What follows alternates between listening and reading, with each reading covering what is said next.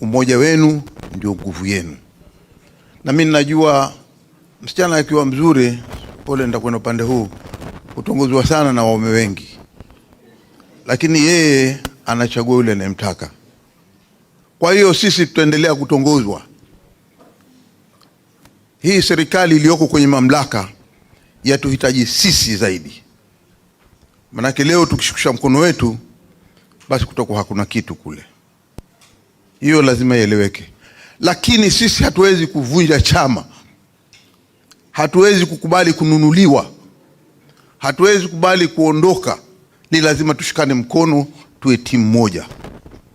Kwa hiyo mimi nataka kusisitiza, umoja wetu ndio nguvu zetu, umoja wetu ndio, hilo ndio jambo muhimu ambalo nilikuwa nataka kusema. Pia vile vile safari hii tunasema kwamba tunaelekea katika hii safari kufika 2027. Tunavyoelewa sisi, majukumu tulionayo ni kwamba chama chetu kiko pale pale.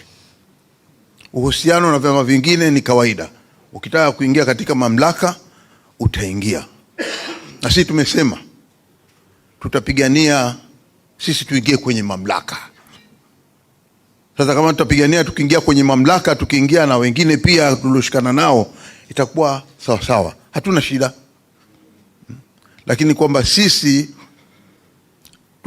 tutatumiwa kama kiegeza watu wengine kupanda, hatutakubali.